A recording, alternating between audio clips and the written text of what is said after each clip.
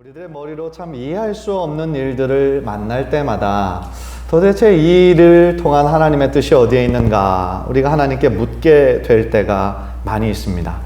사실은 어제도 저에게 그런 일이 있었는데요. 참 미국에서 제가 참 존경하는 목사님이신데 넘어지셔가지고 머리에 그 뇌출혈이 생기셨어요. 그래서 수술을 2번이나 받으셨고 앞으로 한 3, 4일이 지금 굉장히 중요한 시간이다라는, 그래서 기도를 부탁하는 그 글을 받고 참 마음이 안타까웠습니다. 이제 막 70이시거든요. 한참이시고 지금 사역도 얼마나 왕성하게 하시는지 모르는데 왜 이런 일이 일어났는가 참 마음이 무거웠습니다.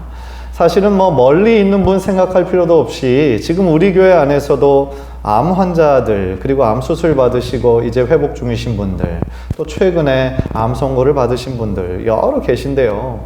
한 신방을 이렇게 가서 그분의 남편 집사님하고 이렇게 얘기를 나누는 중에 그 남편이 너무 하나님께 서운하시다는 거예요. 왜 내 아내는 이렇게 착하고 이렇게 교회 생활도 열심히 하는데 왜 암이 걸립니까? 그래서 하나님 도저히 모르겠고 하나님께 너무 서운한 마음이 드신다고 하는 말씀 들었어요. 근데 너무너무 이해하겠더라고요. 사실 그렇잖아요. 인간적인 생각으로 해서는 더 이렇게 신앙생활 열심히 하면 더 많은 축복이 있어야지 왜 이런 어려움을 우리들 삶 가운데 허락하시나, 그런 생각이 들 때가 참 많이 있습니다. 정말 그렇습니다. 우리들 주변에서 일어나는 수많은 일들 가운데 도저히 우리가 이해할 수 없는, 해석할 수 없는 그런 일들을 많이 만나요. 전 세계적으로만 봐도 이 세상에 얼마나 수많은 자연재해들이 일어납니까? 무고한 사람들이 아무런 죄도 없이 그 자연재해로 인해 죽거나 또 다치는 경우가 얼마나 많습니까? 또 왜 가난한 나라, 또 질병은 또 얼마나 많습니까? 수많은 사건, 사고들이 매일마다 얼마나 많이 일어납니까? 또 이 세상 가운데 얼마나 수많은 악들이 존재합니까? 그런데 왜 그런 악들에 대해서는 하나님은 좀 즉각적으로 반응하거나 심판하시지 않으시고 왜 그걸 그냥 내버려 두시는지 우리들의 마음에 답답할 때가 많이 있습니다. 그래서 그 답답함은 우리가 과연 하나님을 믿는 자로서, 크리스찬으로서 어떻게 살아야 할 것인가 라는 질문으로 또 귀결이 되기도 합니다. 우리가 크리스찬으로 어떻게 살아야 하는가 너무나 중요한 질문인데 그 질문에 대해서 사도 바울은 오늘 본문을 통하여 우리들에게 몇 가지를 말씀하고 있습니다. 그래서 우리들의 귀를 좀 기울여서 이 시대를 향한 하나님의 뜻은 무엇이고 또 우리가 어떤 삶을 살아야 하는지 말씀을 통해 다시 한번 마음의 확신을 얻으시고 믿음 가운데 반응하며 나가시는 귀한 은혜가 있기를 주님의 이름으로 간절히 축원합니다. 우리 첫 번째로 사도 바울은 우리가 빛의 자녀인데 빛의 자녀로서 우리가 살아야 할 삶은 늘 신중하고 지혜롭게 행해야 된다, 그렇게 말하고 있습니다. 15절을 보면 그런즉 너희가 어떻게 행할지를 자세히 주의하여 지혜 없는 자와 같이 하지 말고 오직 지혜 있는 자와 같이 하여, 이렇게 얘기합니다. 어떻게 행할 것을 자세히 주의하라 그랬습니다. 자세히라는 말을 보니까 정확하게 또한 신중하게, 그런 뜻입니다. 우리가 성도로서 빛의 자녀로서 늘 신중하게 행동해야 하는데 늘 정확하고 그렇게 신중하게 사는 삶이 바로 지혜로운 삶이다 라는 것입니다. 그래서 바울은 우리로 하여금 지혜 없는 자같이 살지 말고 오직 지혜 있는 자같이 살아야 된다라고 말씀하고 있는데, 그렇다면 어떤 삶이 지혜로운 삶일까요? 우리가 어떤 뜻을, 정의를 내리고 또한 설명을 하는 데 있어서 한 가지 좋은 방법 중에 하나는 반대말이 뭔가를 생각해 보는 거예요. 그러면 이 뜻은 이게 아닌 거구나 라는 말로 조금 더 구체적으로 다가올 때가 있습니다. 마찬가지로 지혜 있는 자의 삶을 생각하기 이전에 그러면 뭐가 지혜 없는 자들의 삶인가를 좀 생각해 보면 조금 더 그 개념이 명확해지게 됩니다. 본문 위에서 조금, 오늘 본문의 위를 조금 읽어보면 지혜 없는 자의 삶은 바로 어둠에 속한 일이구나 라는 것을 깨닫게 됩니다. 우리는 빛의 자녀로서 빛에 속한 자들이고 하나님의 그 성품대로 그렇게 살아야 되는데 지혜 없는 자들은 어둠의 영역에 속한 자들이라는 거예요. 그래서 5장 12절을 보니까 그들이 은밀히 행하는 일들은 말하기도 부끄러운 일이라, 이렇게 얘기하고요. 5장 3절을 보니까 음행과 온갖 더러운 것, 탐욕, 4절을 보니까 어리석은 말, 희롱의 말, 이런 것이 바로 누구의 행동이냐면 지혜 없는 자의 삶이고 행동이라는 거예요. 4장 전체, 에베소서 4장 전체를 읽어보니까 지혜 없는 자들의 특성은 옛사람이 가지고 있는 특성을 그대로 가지고 있는 그런 사람들이에요. 4장 18절 19절 우리 한번 화면을 통해서 다 함께 한번 읽겠습니다. 시작. 그들의 총명이 어두워지고 그들 가운데 있는 무지함과 그들의 마음이 굳어짐으로 말미암아 하나님의 생명에서 떠나 있도다. 그들이 감각 없는 자가 되어 자신을 방탕에 방임하여 모든 더러운 것을 욕심으로 행하되. 요약해보면 이렇습니다. 어리석은 사람들, 지혜 없는 사람들은 눈에 보이는 것이 전부인 줄 알고 사는 거예요. 눈에 보이는 대로 그저 자신의 즐거움을 추구하며 성공과 쾌락을 추구하며 살아가고 있는 삶, 그 삶이 지혜 없는 자들의 삶이라는 것입니다. 따라서 그러한 삶은요, 우리가 절대로 따라하거나 혹은 부러워할 필요가 전혀 없는 거예요. 왜 그러냐면 그런 어두움에 속한 자들의 삶의 결국은 하나님의 진노가 임하시기 때문에 그렇습니다. 에베소서 5장 6절을 보니까 누구든지 헛된 말로 너희를 속이지 못하게 하라. 이로 말미암아 하나님의 진노가 불순종의 아들들에게 임하나니. 무슨 얘기입니까? 저들의 삶의 결국은 아무리 인간적인 눈으로 보기에는 좋아 보이고 부러워 보인다고 할지라도 결국은 하나님의 진노 아래 놓이게 된다. 그런 뜻인 겁니다. 어떻게 보면은요, 이 세상 인류의 역사를 통틀어 모든 사람들이 최고로 꿈꾸는 그런 삶을 살아본 것은 솔로몬 왕일 겁니다. 수많은 재물, 권력, 명예, 또한 1000명이나 되는 왕비, 후궁, 원하는 것이면 뭐든지 할 수 있었던 최고의 권력, 그 모든 것을 가졌던, 그리고 누렸던 그 솔로몬이 노년에 자신의 삶을 뒤돌아보면서 쓴 책이 전도서 아니겠습니까? 그런데 전도서의 1장에 그 처음부터 시작되는 것은 뭐냐면 헛되고 헛되나니 모든 것이 다 헛되다. 무슨 뜻입니까? 하나님이 없는 인생은 헛되다는 거예요. 그 인생의 삶에 하나님이 주인 되어주시지 않는 삶은 자신이 보기에 그냥 좋은 대로 성공을 위해서, 돈을 위해서, 명예를 위해서, 권력을 위해서 그렇게 열심히 살았다 한들 그 삶의 결국은 허무함에 불과하다라는 거예요. 따라서 우리가 빛의 자녀로서 살아야 될 삶은 지혜 없는 자들이 이렇게 눈에 보이는 것만 의지하며 그렇게 살아가는 인생이 아니라 하나님의 뜻에 따라 하나님이 주시는 지혜를 따라 살아가는 그 삶이 바로 우리가 살아가야 할 삶이라는 것입니다. 그래서 종교개혁가 칼빈은 뭐라고 얘기했냐면 참 지혜는 하나님을 자신의 인도자로 모시는 것이다. 그런 얘기를 했어요. 무슨 얘기입니까? 곧 하나님의 뜻 가운데 늘 거하도록 노력하는 거. 우리를 향한 하나님을 경외하고 하나님을 두려워하는 가운데 하나님의 뜻대로 그렇게 순종하며 살아나가는 자, 그 사람이 가장 지혜로운 자라는 것입니다.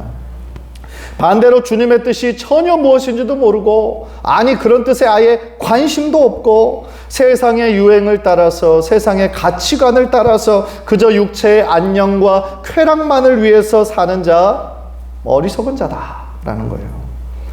간절히 바라기는 우리 사랑하는 성도님들 모두가 정말 빛의 자녀로서 늘 신중하고 지혜롭게 그 길을 행하시고 걸어가시는 우리 주의 귀한 성도들 되시기를 주님의 이름으로 간절히 축원합니다. 두 번째로 우리가 빛의 자녀로서 지혜로운 삶을 살기 위해서 우리 인생의 매 순간마다 하나님의 뜻이 무엇인가 이해하는 것입니다. 16절 17절을 보면 세월을 아끼라 때가 악하니라. 그러므로 어리석은 자가 되지 말고 오직 주의 뜻이 무엇인가 이해하라. 그랬습니다. 세월을 아끼라는 말을 원어를 보니까 엑스고라조라는 뜻인데 그것은 시간을 사서 건진다라는 뜻이 있어요. 즉 우리들에게 주어진 시간을 낭비하거나 허비하는 것이 아니라 의미 있는 시간으로 살아내는, 건져내는 그러한 것이 세월을 아낀다라는 그런 뜻이에요. 그전에도 제가 잠깐 설명을 드린 적이 있습니다. 바다에 아무리 고기가 꽉 차 있어도 그것을 내가 건져 올리지 않으면 그 고기는 나와 아무런 상관이 없는 거예요. 마찬가지입니다. 우리 모든 사람에게 동등하게 24시간이라는 시간이 주어졌어요. 마치 선물과 같은 것이죠. 그런데 그 24시간의 시간 가운데 하나님의 뜻과는 전혀 상관없이 그 24시간을 살아간다면 인간적인 눈으로 보기엔 아무리 열심히 살고 그 가운데 성공하는 삶을 살았다고 할지라도 그것은 하나님의 시각에서 보기엔 아무것도 건져낸 것이 없는, 의미 없는 시간에 불과하다라는 거예요. 여러분은 하루 24시간의 시간 가운데 과연 몇 시간을 의미 있게 건져 올리고 계시나요? 혹시 너무나 분주하고 바빠서 그 분주함에 노예가 되어서 정말 해야 할 것, 중요한 것을 잃어버리고 혹시 급한 것의 순서대로만 늘 시간에 쫓겨 다니고 있지는 않으신가요? 그런 면에서 한 가지 좀 질문을 드리고 싶어요. 한번 좀 생각해 보세요. 만약에 여러분들에게 하루의 시간이 2시간이 더 주어진다면 24시간이 아니라 하루의 시간이 26시간이라면 여러분들은 그 2시간 보너스로 주어진 시간에 여러분들은 무엇을 하시고 싶으세요? 어떤 분들은 더 쉬고 싶은 분들도 계실 것이고 어떤 분들은 가족과 함께 더 많은 좀 좋은 시간을 보내시고 싶은 분들도 계실 것이고 또 다른 분들은 지금까지 잘 하지 못하고 미뤘던 그런 운동이나 음악을 배우는 거나 취미생활을 하시고 싶은 분도 계실 거예요. 이 중에 정말 한 분도 아마 더 일을 해야 되겠다 생각하시는 분은 별로 없으실 거예요. 그 남은 2시간에 내가 정말 하고 싶었던 그러나 평소에 하지 못했던 그러한 일들을 하고 싶은 마음이 분명히 있으실 거라는 거예요. 그러나 죄송한 얘기지만 하루가 26시간이 된다라고 할지라도 며칠이 지나면 아마도 지금 여러분들이 사는 거하고 거의 똑같이 사실 확률이 굉장히 높습니다. 제가 예언가는 아니지만 그렇게 될 확률이 높아요. 왜냐하면 지금 우리가 이 24시간이 정말 짧고 너무 시간이 없는 것처럼 보여도 우리가 어떤 것에 마음에 우선순위를 두고 중요함을 생각해내면 그것은 꼭 하게 될 거라는 거죠. 어떤 분이 갑자기 쓰러져서 병원에 입원을 하셨어요. 그래서 의사가 하는 말이 당신 앞으로 이거 운동하지 않으면 당신 오래 못 삽니다. 또 쓰러져서 또 병원에 오게 됩니다. 운동해야 됩니다. 그러니까 그분이 막 정신이 번쩍 나가지고 그 태어나는 그 날부터 매일같이 저녁마다 일 마치고 와서는 열심히 걷고 뛰고 운동했다는 거예요. 그 사정을 잘 모르는 사람들 보면 야 정말 운동 열심히 하네, 운동 되게 좋아하나 봐 라고 얘기해도 그 사람은 뭐라고 대답하냐면 아니야 좋아서 하는 게 아니라 살려고 하는 거야. 살려고. 이런 대답하세요. 실제로 살려고 운동한다. 무슨 얘기입니까? 아무리 바빠도 그 시간 내가 운동해야 자기가 더 삶을 더 오래 건강하게 살 수 있다는 거예요. 그러니까 아무리 바빠도 그 운동하는 시간을 포기하지 않는 거죠. 저녁은 안 먹어도 운동은 내가 해야 된다. 살려고. 무슨 얘기입니까? 우리가 아무리 바빠도 시간이 없어도 목숨처럼 소중하게 생각하는 것이 있으면 반드시 할 거라는 거예요. 예외 없이. 우리 성도님들에게 가장 중요한 시간은 어떤 시간이십니까? 여러분이 정말 의미 있게 건져 올려야 하는 시간은 무엇입니까? 나에게 똑같이 주어진 24시간의 시간 가운데 중요한 시간으로 건져내기 위해서는 사실은 우리들의 인생의 창조자 하나님을 만나셔야 되는 것이 가장 급선무라는 것이죠. 왜냐하면 나를 지으신 하나님을 만나야 나의 인생의 목적이 무엇인지를 깨닫게 돼요. 하나님을 모르면 내 인생의 목적을 내가 정하잖아요. 이 길로 가는 것이 가장 좋은 길 같으니까 그 길을 갑니다. 대부분은 성공을 향한 길이겠죠. 그러나 우리가 하나님을 만나면, 우리들의 인생의 창조주를 만나면 내 인생이 어디에서 와서 어디로 가는지를 깨닫게 되는 거예요. 우리가 현재 어디에 있는지, 어디로 가야 되는지 분명한 삶의 방향이 생기는 것입니다. 따라서 우리들의 삶에 아까 제일 처음에 던졌던 질문처럼 왜 우리 인생에 이렇게 내가 이해할 수 없는 삶의 어려움을 만나나? 왜 이런 질병을 허락하시나? 왜 잘 되던 사업이 갑자기 안 되나? 왜 멀쩡했던 자녀가 방황을 하는가? 여러 가지 삶에 이해할 수 없는 문제들을 만날 때에 분명한 것은 하나님은 아신다라는 거예요. 왜냐하면 하나님이 우리들의 인생을 창조하셨을 뿐만 아니라 지금 하루의 걸음걸음을 인도하시는 분이시기 때문이라는 것이죠. 따라서 우리는 그 고난의 이유를 알 수 없지만 하나님은 아시기 때문에 우리들이 이 인생 가운데 나의 힘으로 안 돼서 무력함으로 연약함으로 흘리는 그 눈물과 그 고통의 의미를 잘 아시기 때문에 우리들의 연약함과 한계와 외로움까지도 아시는 분이시기 때문에 우리가 어떤 일을 만나도 제일 먼저 해야 하는 것은 여러분들의 인생을 창조하신 하나님을 찾으시고 하나님께 겸손한 마음으로 나아가시는 우리 성도님들 모두 되시기를 주님의 이름으로 간절히 축원합니다. 하나님이 이 모든 상황을 허락하셨다면 이 모든 상황을 어떻게 극복해야 하는지 아시는 분도 하나님이신 줄 믿으시기를 바랍니다.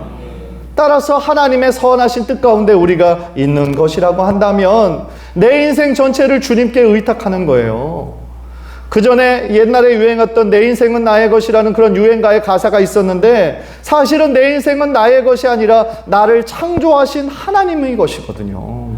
내 인생이 나의 것이 아니라 하나님의 것이고 하나님께서 허락하신 시간이라면 하나님께 모든 것을 맡기고 그분에게 의탁할 때에 우리들의 인생의 걸음걸음을 하나님께서 책임져 주실 줄 믿습니다. 전도서 12장 1절을 보면은요, 우리 한번 다 함께 읽겠습니다. 시작. 너는 청년의 때 곧 곤고한 날이 이르기 전 나는 아무 낙이 없다고 할 해가 가깝기 전에 너의 창조자를 기억하라. 우리들의 삶이 곤고하고 어렵고 힘들 때 나는 아무런 낙이 없다, 소망이 없다 라고 말할 그런 해가 가깝기 전에 너의 창조자를 기억하라. 너의 하나님을 기억하라. 그런 뜻인 것이죠. 또 우리들에게 주어진 시간을 우리가 지혜롭게 그렇게 의미 있게 건져 올려야 하는 이유는 또한 이 말씀을 통해 보니까 지금 우리가 살아가는 때가 너무나 악하기 때문이라는 거예요. 우리가 살아가는 세상 얼마나 악해져 가는지 모릅니다. 점점 더 어두워져 가고 음란해져 갑니다.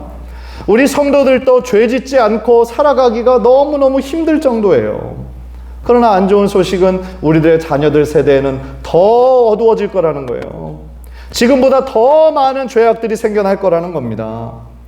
TV와 인터넷을 한번 보세요.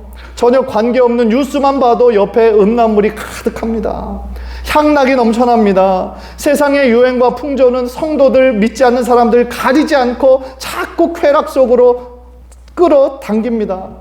또한 물질적인 이것이 욕심이 하나의 신이 돼버려가지고 메모니즘, 그 물신주의가 이 세상을 지배하고 있지 않습니까? 따라서 우리가 살아가는 이 성도가 우리가 지금 살아가는 이 시대에 정말 기독교를 조롱하고 크리스찬들을 비웃는 그런 시대에 우리가 살아가고 있어요. 전도가 그전처럼 잘 되지 않습니다. 반면에 안티 기독교인들은 넘쳐나고 있어요. 실제로 뉴스를 보면 얼마나 비상식적인 일들이 또한 교회 안에서 막 일어나고 있는 것을 보면 너무너무 안타깝습니다. 어떤 경우는 신문을 보기가 두려운 거예요. 가장 윤리적이고 가장 영적이어야 될 교회가 세속주의가 그 교회 안에 머물러 있어가지고 더 세상적이 돼버렸다는 거죠. 물론 대다수의 교회는 진리를 추구하고 하나님 앞에 나아가는 그런 교회지만 몇몇 그런 교회들이 물을 어지럽히고 있다는 거죠. 또한 현 시대를 지배하고 있는 그 정신적인 흐름 중에 하나가 물질주의뿐만 아니라 포스트모더니즘이거든요. 포스트모더니즘은 어떤 절대적인 것을 무조건 배격합니다. 절대적인 것은 싫어해요. 그런 것은 없다라고 생각합니다. 모든 것을 상대적으로만 이해하죠. 예. 그렇기 때문에 절대 진리를 얘기하는, 절대 하나님을 얘기하는, 구원을 얘기하는 기독교는 왠지 배타적인 종교로 사람들에게 비춰지는 거예요. 아, 저 사람들은 다른 사람들 얘기 듣지 않는다. 다른 종교들과 대화하지 않는다. 예. 배타적이다. 그런 욕 많이 먹는 것이죠.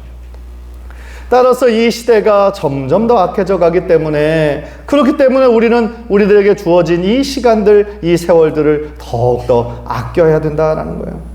어리석은 자처럼 낭비하지 말고 주의 뜻을 온전히 이해하고 주의 뜻대로 순종하는 삶을 사는 그 삶이 바로 하나님께서 원하시는 지혜로운 삶의 삶이라는 것을 믿으시기를 바랍니다. 주님의 뜻을 따라 산다는 것, 그것은 마치 기차가 선로 위를 지나가는 것과 비슷한 거예요. 기차가 그 길을 벗어나 버리면 탈선이라고 부릅니다. 수많은 인명피해가 나요. 마찬가지입니다. 우리가 우리들에게 정해진 주님의 뜻을 따라 살 때 그것이 가장 안전하고 복된 길이라는 거예요. 따라서 주님의 법대로 지키고 살 때 그것이 나의 생명을 지켜주는 생명선과 같은 중요한 역할을 감당하게 된다라는 겁니다. 시편 119편 93절 우리 한번 화면을 통해서 다 함께 읽겠습니다. 시작. 내가 주의 법도들을 영원히 잊지 아니하오니 주께서 이것들 때문에 나를 살게 하심이니이다. 아멘. 주님의 말씀이 나를 살게 하신다는 거예요. 얼마나 복된 말씀입니까? 따라서 나를 살리시는 주님의 말씀을 붙잡고 늘 승리하는 우리 성도님들 되시기를 주님의 이름으로 간절히 축원합니다. 그렇다면 우리가 늘 붙잡아야 할 주님의 뜻이 뭘까요? 주님의 뜻을 이해하고 분별해야 되는데 그 주님의 뜻이 무엇일까요? 에베소서 5장 10절을 보니까 주를 기쁘시게 할 것이 무엇인지 시험하여 보라. 그렇게 얘기하고 있습니다. 무슨 얘기냐면 우리가 빛의 자녀로서 크리스찬으로서 살아야 되는 그러한 삶은 우리들의 인생의 모든 순간에 하나님을 기쁘시게 하는 것인지 무엇인지 생각하라는 거예요. 영어의 첫 자로 WWJD라는 말이 있어요. What would Jesus do? 예수님이라면 어떻게 하실까라는 단어를 줄여서 WWJD 이런 말로 부릅니다. 그러니까 우리들의 인생에 중요한 선택을 해야 될 때, 어떤 기로에 서 있을 때, 내가 크리스찬으로서 어떤 삶을 살아야 되는지 우리가 헷갈릴 때 우리가 생각해야 되는 것은 예수님이라면 어떻게 하셨을까? 그거를 생각하라는 거예요. 만약에 예수님이 지금 나의 똑같은 상황 가운데 있었다면 예수님이라면 어떤 선택을 하셨을까? 그것을 생각하게 되면 10중 8구는 구분이 된다라는 거예요. 예수님이라면 이렇게 안 하셨을 것이고 예수님이라면 이렇게 하셨을 것이다. 이렇게 하는 것이 예수님을 기쁘시게 하는 거구나 라는 확신이 들 때에 우리들은 늘 그러한 길을 선택하고 주님을 기쁘시게 하는 그런 삶을 살아가는 우리 성도님들 모두 되시기를 주님의 이름으로 간절히 축원합니다. 마지막으로 우리가 빛의 자녀로 지혜롭게 살아가기 위해서 우리들에게 요구되는 삶, 바로 성령의 충만함을 받는 삶입니다. 18절을 보면 술 취하지 말라 이는 방탕한 것이니 오직 성령으로 충만함을 받으라 이런 말씀을 합니다. 술 취하지 말라고 명령하고 있습니다. 그래서 많은 사람들이 술 먹지 말라고 명령한 것이 아니라 술 취하지 말라고 했기 때문에 나는 술을 취하기 전까지만 마음대로 마시면 되겠구나 이렇게 생각하시는 분들이 계세요. 네. 그러나 취하지 않는다라고 해서 그 술을 계속 먹게 되면 어떻게 됩니까? 어떤 상황들이 생길 때 술을 의지하게 돼요. 의지하게 되고 즐기기 시작합니다. 그러면 술을 먹는 것이 우리들의 구원과는 전혀 상관이 없어요. 그리고 술 먹는 것 자체가 죄라고 말씀드리기도 어려워요. 그러나 생각해보면 술을 즐기기 시작하고 술을 의지하기 시작하면 그의 신앙생활이 하나님을 의지하는 것보다 자꾸 술을 의지하게 됩니다. 기분 나쁘다고 마시고, 좋다고 마시고, 우울하다고 마시고, 모든 일이 축하할 일이 있다고 마시고, 그러다 보면 자꾸 우리가 하나님께 감사하고 하나님을 의지하기보다는 자꾸 이것을 의지하게 되고 즐기게 된다 이 말이죠. 그리고 더 안 좋은 건 뭐냐? 우리 크리스천의 삶에 덕이 되지 않아요. 덕이. 그래서 사도 바울도 분명히 얘기합니다. 우상을 제사를 위해서 드린 음식 그거 먹는 거 먹을 수 있다. 그러나 나는 먹지 않겠다. 왜? 믿음이 연약한 자들이 내가 우상께 드린 음식을 먹는 것을 보고 그의 믿음이 떨어지고 하나님으로부터 떨어지고 시험을 받게 한다면 나는 먹지 않겠다. 그렇게 얘기한 것이죠. 따라서요, 우리가 빛의 자녀로서 성도로서 술 취하는 삶을 사는 것은 어울리지가 않아요. 왜냐하면 술 취하는 것은 사람으로 하여금 자기 통제력을 잃게 만들죠. 실수하게 돼요. 방탕함에 이르게 됩니다. 따라서 성도는요, 술 취함 대신 성령의 충만을 받아야 된다. 그래서 우리들에게 말씀하고 있는 거예요. 술이 취하면 술이 나의 생각과 나의 말을 막 지배하잖아요. 그러나 성령이 충만하면 성령님이 그의 마음과 생각을 주장하신다라는 것이죠. 성령에 충만할 때 그래서 우리는 하나님의 뜻을 더욱더 잘 이해할 수가 있는 거예요. 왜냐하면 성령은 하나님의 영, 예수 그리스도의 거룩한 영이시기 때문에 성령님이 하나님의 뜻을 그 누구보다도 잘 아시는 분이시기 때문에 그렇다라는 것입니다.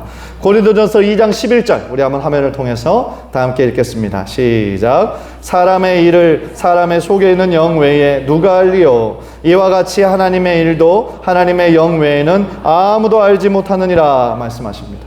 하나님의 영이신 성령께서 지금 우리들 안에 계셔서 영원히 거하신다라는 것은 하나님의 엄청난 축복이고 선물과 같은 것이죠. 여러분들 안에 성령님 살아계심을 믿으시기를 바랍니다. 우리들 안에 다 내주하고 계시거든요.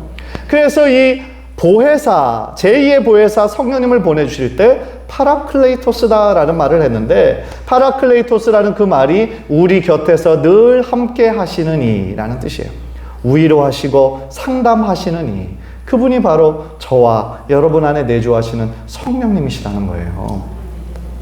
따라서 우리는 성령의 충만함을 받음으로 말미암아 이 어두워져 가는 시대에 하나님의 뜻을 분별하며 지혜롭게 살아가게 되는 가장 큰 힘, 그것이 바로 성령 충만할 때 가능하게 된다라는 것입니다.